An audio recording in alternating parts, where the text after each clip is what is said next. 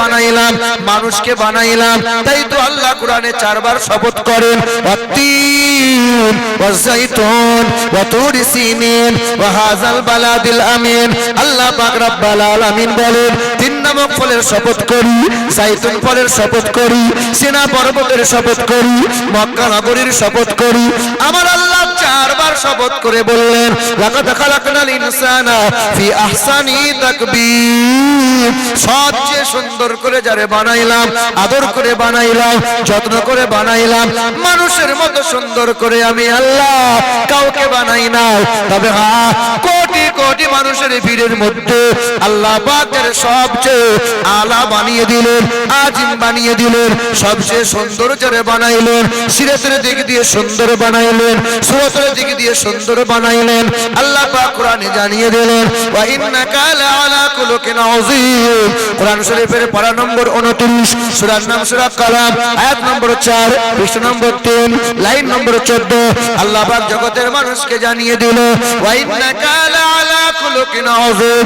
সর্বদিক দিয়ে আলা ও আজিম বানাইলাম যারে, তিনি হলো নবী মুহাম্মদুর রাসূলুল্লাহ। এই মানুষের কোটি কোটি মানুষকে আল্লাহ সুন্দর তো বানাইলেন, এই সৌন্দর্যতার মধ্য থেকে একজনকে ছেঁকে তুলে নিলেন, মুহাম্মদ সাল্লাল্লাহু। হিন্দু ভাইদের বেদেও লেখা আছে নবীজির গুণগান।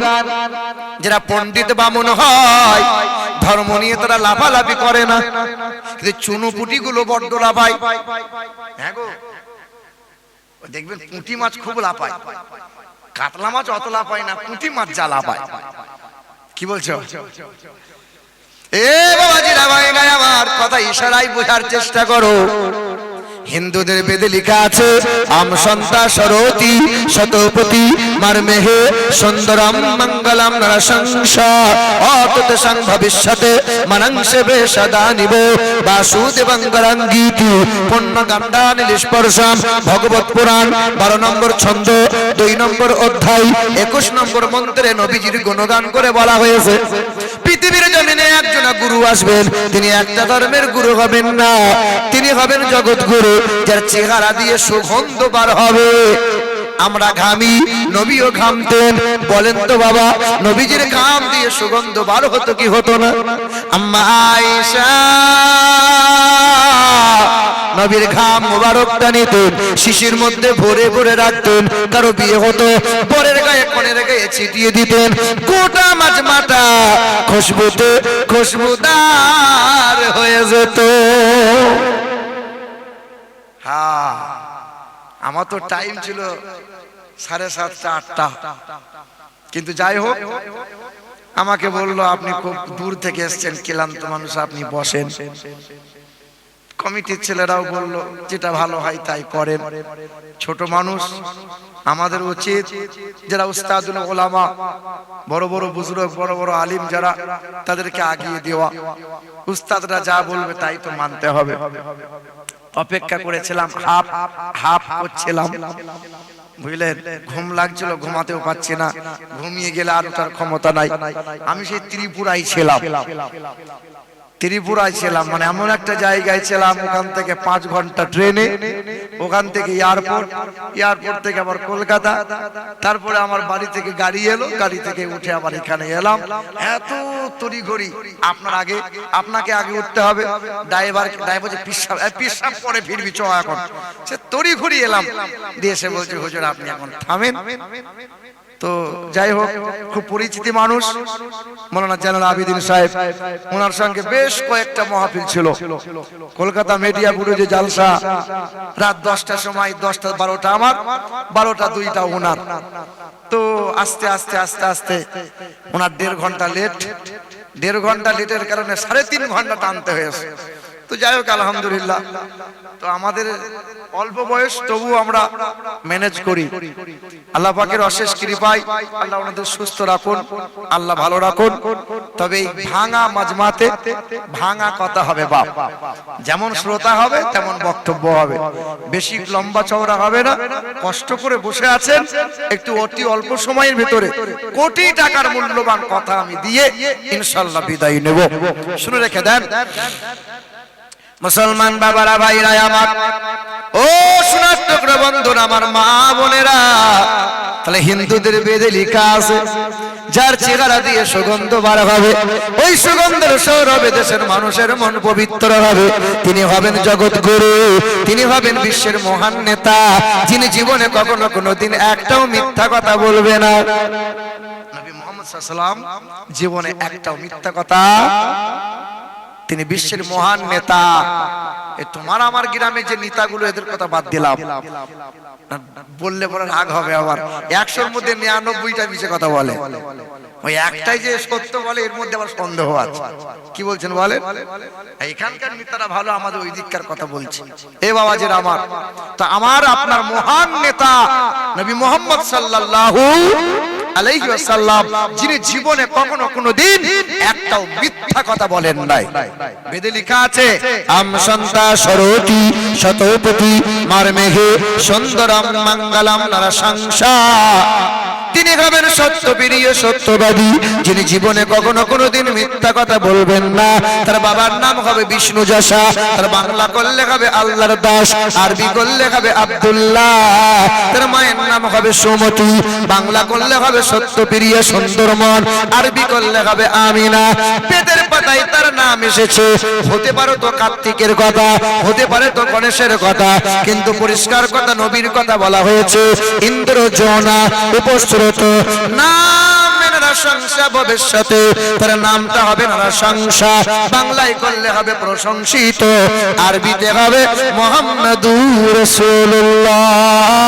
বাবার নাম হবে আব্দুল্লাহ, মায়ের নাম হবে আমিনা, দাদার নাম হবে আব্দুল মুত্তালিব, দাদির নাম হবে নাতিজা বিনতে খাপ্পাব ব্রাকেটে ফাতেমা, নানার নাম হবে আব্দুল ওহাব জোহরি, নানির নাম হবে বারিরা, দুধ বাবার নাম হবে হারিস, দুধ মায়ের নাম হবে হালিমা, দুধ মায়ের নাম হবে আব্দুল্লাহ, তার পিতার নাম হবে আব্দুল্লাহ। তিনি হবেন মক্কার মতি, মদিনার জ্যোতি, জানাবে মুহাম্মদুর রাসূলুল্লাহ। এ মুসলমান বাবারা, ভাইরা আমার, দয়ার নবীর মতো এত সুন্দর মহামানব পৃথিবীতে আর হবে না। এই পৃথিবীর জমিন থেকে সর্বপ্রথমে যিনি চাঁদে পা রেখেছিলেন, জানা আছে ওই ব্যক্তিটার নাম? জানা আছে কি নাম? 1969 সাল ছিল, জুলাই মাসের 20 তারিখে রাত্রি 11টার সময় চাঁদে পা রাখলেন। আমেরিকা দেশের বিখ্যাত বৈজ্ঞানিক ছিল, তার নাম ছিল নীল আর্মস্ট্রং। চাঁদে গিয়েছিলেন, চাঁদ থেকে ফিরে এলেন, বিশ্বের মানুষকে 3টে তথ্য দিলেন। 1, চাঁদে কোনো উর্বরতা নাই। 2, চাঁদে বিন্দু মাত্র কোনো অক্সিজেন নাই। 3 নম্বর হলো চাঁদে কালো দাগ, কালো রেখা দেখতে পাওয়া যায়। চাঁদে দাগ আছে। কেউ কেউ বলে আমার ছেলেটা চাঁদের মতো দেখতে, খেপা, চাঁদে দাগ আছে। চাঁদে পৃথিবীর সাংবাদিকরা প্রশ্ন করেছিল, স্যার চাঁদে দাগ কেমনে পাওয়া গেল, চাঁদে দাগটা কেমনে হলো? নীল আর্মস্ট্রং বলেছিল, 6 মাস রিসার্চ করলাম, বাইবেল পড়লাম, জান্দাবাস্তা পড়লাম, ত্রিপিটকটা পড়লাম, কোরআন পড়ে জানতে পারলাম ইকতারাবাতিস সাআতু ওয়ান শাক্কাল কামার। হ্যাঁ, চাঁদে একবার অ্যাক্সিডেন্ট হয়েছিল। কি হয়েছিল? না না, নক্ষত্রের সঙ্গে অ্যাক্সিডেন্ট নয়, কোন গ্রহের সঙ্গে অ্যাক্সিডেন্ট নয়। মক্কা নগরীতে বিশ্বের মহান নেতা নবী মুহাম্মদ রাসূলুল্লাহ বেঈমানরা বলেছিল, হে মুহাম্মদ, আকাশের চাঁদটাকে যদি 2 টুকরো করে দাও, কালেমা পড়ে মুসলমান হবে। নবী আমার কি করেছিলেন? মক্কা নগরী থেকে আকাশের দিকে আঙ্গুলটা ইশারা করেছিলেন। 1 আঙ্গুলের ইশারায় আকাশের চাঁদটা 2 টুকরো হয়ে যায়। আবার নবীর আঙ্গুলের ইশারায় চাঁদটা জোড়া লেগে যায়। দিন দুনিয়ার বাদশাহ হাবিবে কিবরিয়া জানাবে মুহাম্মদ রাসূলুল্লাহ নীল আর্মস্ট্রং বলেছিল, চাঁদে দাগ দেখতে পাওয়া যায়, কিন্তু তাহার চরিত্রে বিন্দু মাত্র কোনো দাগ নাই। নবী মুহাম্মদ রাসূলুল্লাহর মতো এত সুন্দর মহামানব পৃথিবীর জমিনে 2টা নাই। আমরা সেই নবীর উম্মত, নবীকে চিনতে পারি নাই, নবীকে ভালোবাসতে পারি নাই। নবী তোমার জন্য জান দিয়ে দেবো, কিন্তু নামাজ পড়তে পারবো না। নবী তোমার জন্য কলিজা ফাটিয়ে দেবো, কিন্তু দাড়ি রাখতে পারবো না। দাড়ি রাখলে কুটকুট করে, তো চাচি বলেছে দাড়ি রাখলে কাছে শুতে নেবো না। আমাদের গ্রামে জুম্মার দিন ছিল, জুম্মা নামাজ পড়তে যাচ্ছে, মসজিদের পাশের বাড়ি, ঘরের বার দরজার কাছে বসে বসে 58 বছরের মুরব্বী দাড়িগুলো চেঁচে সাদা করে, সাদা সাদা চুলগুলোকে কালো রং করছে। আমি চাচা কি ব্যাপার, এই 58 বছর বয়সে তুমি সাদা চুল কালো করছো? খেপা, তুই জানিস আমার বয়স 58, তো চাচি জানে আমার বয়স 58, ওই পাড়া ভাবিরা কি জানে আমার বয়স 58? আমি চাচা লজ্জাও নাই, হায়াও নাই, মরণ হবে না তোমার? মরবে না। একটা পা কবরডাঙ্গায় চলে গেল, এখনো তুমি চুল কালো করে তুমি কি বুঝাতে চাইছো? আইবুড়ো সাজছ? আমার গাঁয়ের বদর আলী সুদের টাকায় ধনী, আমার গাঁয়ের বদর আলী সুদের টাকায় ধনী, আর সাদা চুলে কালি লাগাই শয়তানের এক্ষুনি। নামাজ রোজার ধার ধারে না মাথায় রাখে টুপি, নামাজ রোজার ধার ধারে না মাথায় রাখে টুপি। মানুষ হয় যে কত রকম, কত ভেলকি রূপী। জুম্মা বারের মুসল্লি সে সামনে গিয়ে বসে, দেখবেন যারা সারা মাস রোজা রাখলো না, ঈদের দিনে মৌলভী সাহেবের সামনে গিয়ে বসে যায়, মনে হচ্ছে রোজা ওই রেখেছে। জুম্মা বারের মুসল্লি সে সামনে গিয়ে বসে, আর তসবিহ হাতে মনে মনে টাকার হিসেব কষে। এইরকম অহরহ শয়তান আছে। এ বাপ, রাগ করিয়েন না, কষ্ট নিয়েন না। নবীর প্রেম, নবীর মোহাব্বত, নবীর সুন্নত কই? মরবে না। 400 বছর ফিরাউন বেঁচে ছিল। ফিরাউন বলেছিল আমি কোনোদিন মরবো না। নমরুদ বলেছিল খোদাকে মার্ডার করে দেবো, খোদাকে রাখবো না। নমরুদ বলেছিল গাদ্দার, কি বলেছিল? আল্লাহকে মার্ডার করে দেবো।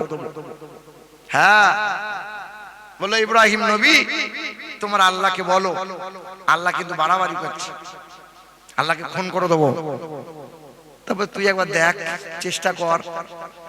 3 বছর সময় নিয়ে একটা তীর ধনুক বানিয়েছিল যে আল্লাহকে মার্ডার করব।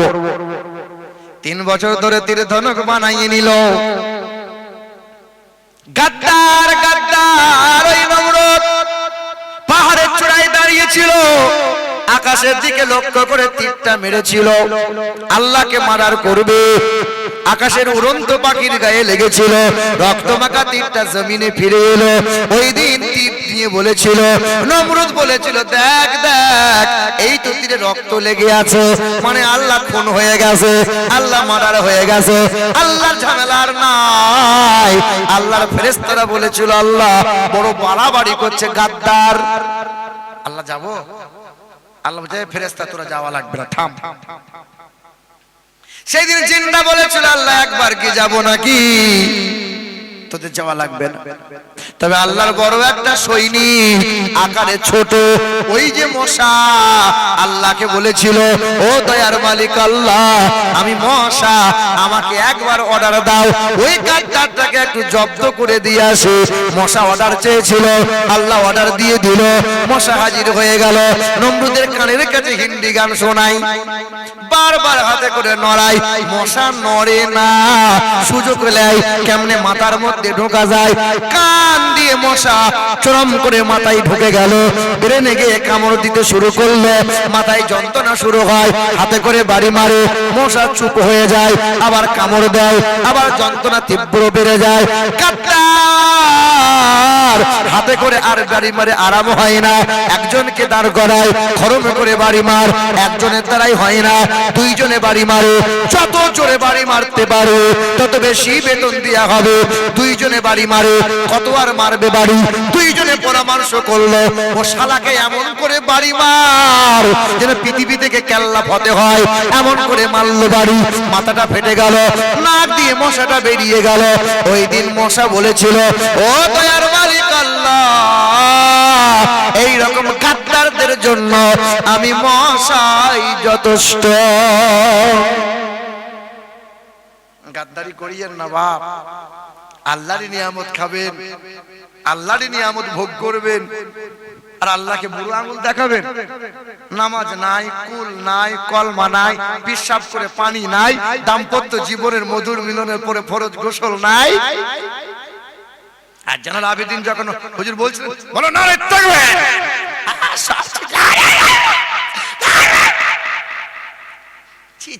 লজ্জা শরম থাকা দরকার। চুল কাটে তো ভেড়ার মতো, খাবার খাই তো গরু ছাগলের মতো, সই তো অমুসলিমদের মতো, পোশাক পরে তো বেঈমানের মতো।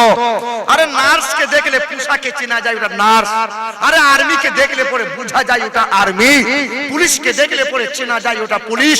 হ্যাঁ, খ্রিস্টান ধর্মের অনুসারী যারা ক্রুশ চিহ্ন গলায় নিয়ে ঝুলাইয়ে তারা জীবন পার করছে, তারা নবীর উম্মত। আমরা একটাও নবীর আদর্শ নাই। এখন তো বসে আছে মাথায় টুপি, সুন্দর পোশাক, সব মনে হচ্ছে ফেরেশতার খালাতো ভাই। কাল সকাল যখন হবে তোমাকে মুসলমান চিনা যাবে? বলো, গালদারি নাই, মাথায় টুপি নাই, পোশাক নাই, নবীর তরিকাতে একটাও নাই।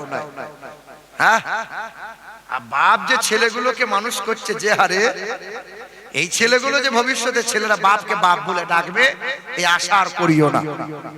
তবে এখানকার বাপগুলো এই যে 18 বছর 20 বছর ধরে ছেলের মানুষ করলে, দিয়ে বিয়ের কাছে মোটা টাকা একটা টাকা চুষে নিয়ে দিয়ে ছেলেটাকে বিয়ের কাছে বিক্রি করে দিলে, এদিকে লোক এরেগুলো মানে ছেলেগুলো বিক্রি করে, টাকা পয়সা লাই, পন্টন নেয়, নেয় না? কথা বলে না কেন?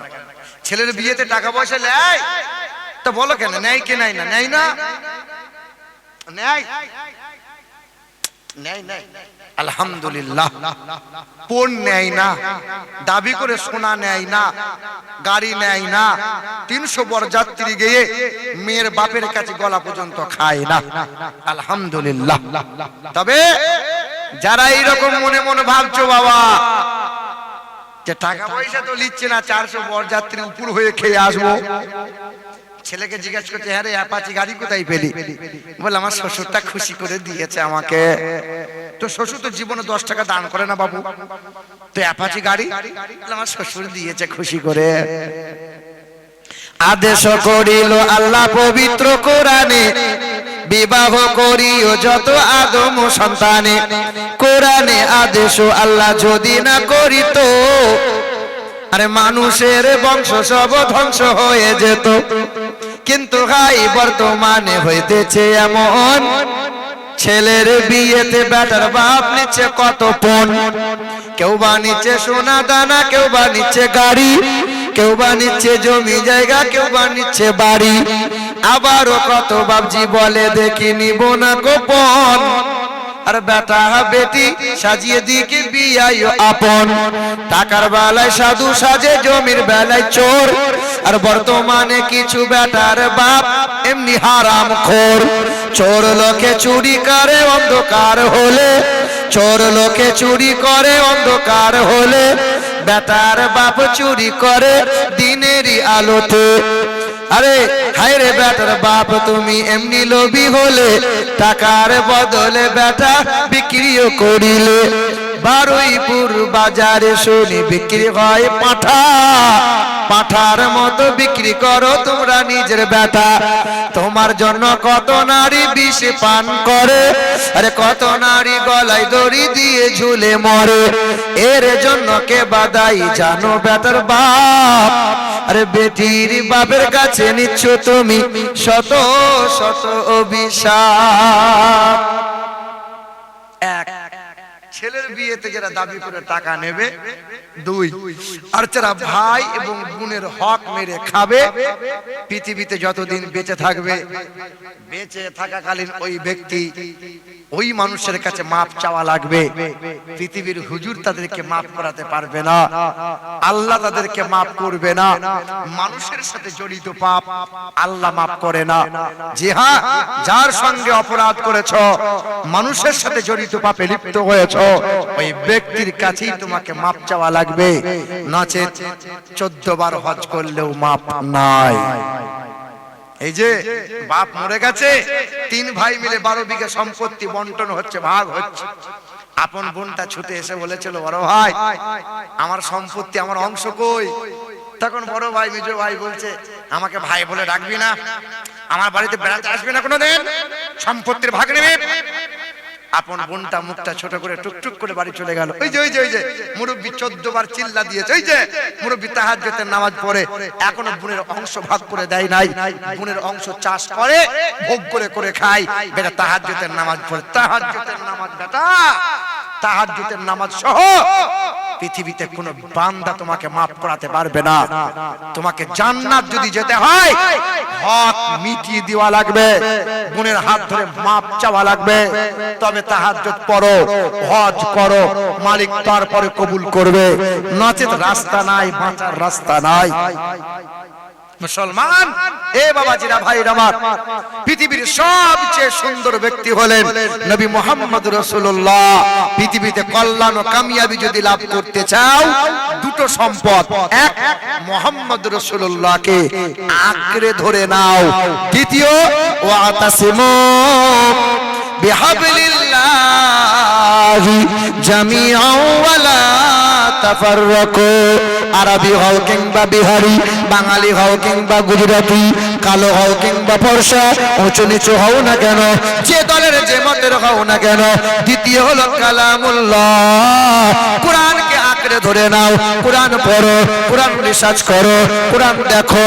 এই বান্দা যে কোরআন থেকে দূরে সরে গেল, ছেলেটা বিএড করাও, ছেলেকে ডিএড করাও, ছেলেকে মাস্টার করাও, ছেলেকে উকিল করাও, ছেলেকে আপনার বিটেক করাও, ছেলে ব্যারিস্টার হয়ে যাক, ছেলে ডক্টর হয়ে যাক, অসুবিধা নাই, তবে তোমার ছেলে যেন জানোয়ার না হয়ে যায়। তোমার গ্রামে গরিব ঘরের ছেলে, ছেলেটা 5 ওয়াক্ত নামাজ পড়ে, কোরআন পড়ে, আর মায়ের কথা মতো চলে, প্রতিদিন মায়ের পা টিপে দেয়, এই ছেলেটা গরিব ঘরের ছেলে, তেমন লেখাপড়া জানে না। আর তোমার গ্রামের শিক্ষিত ছেলে, BCom, MCom, BA, DEd, BTech করা ছেলে, মাকে দিনরাত গালমন্দ করে, আর বিবিকে নিয়ে কলকাতা টাউনে রাত কাটায়, অথচ মায়ের খোঁজ নেয় না। শিক্ষিত ছেলে, আরে ওই রকম শিক্ষিত, শিক্ষার উপরে থুতু ফেলি, চারানা দাম নাই। যে শিক্ষা বাপ মাকে খেতে দিতে পারে না, ও আবার কিসের শিক্ষা? আরে যে শিক্ষা বড়কে শ্রদ্ধা করতে পারে না, ছোটদের ভালোবাসতে পারে না, উলামাদের ইজ্জত করতে পারে না, আরে ওই রকম শিক্ষার উপরে থুতু ফেলি, থুতু। শিক্ষা দেখাচ্ছ, তুমি বিএড ডিএড করতে পারো, একটাই কারণ, তার বুকে কোরআন নাই। আপনার এলাকার কত হুজুর, হাফেজ সাহেব, মৌলভী সাহেব আছে? একটা হাফেজ সাহেব, মৌলভী সাহেবের নাম বলেন তো, যে ওই ব্যক্তিটা মা বাপকে খেতে দেয় নাই। একটা হাফেজ সাহেব, মৌলভী সাহেবের নাম বলেন যে ব্যক্তিটা সুদের কারবার করে, লটারি কাটে, জুয়া খেলে, বলেন বলেন বলেন। একটা আলেম হাফেজ মৌলভীর নাম বলতে পারবেন না, কারণ তার বুকে আছে কোরআন, তার অন্তরে আছে নবী মুহাম্মদ রাসূলুল্লাহ, প্রেম ভালোবাসা সুন্নাত দিয়ে ভরা। দেখবেন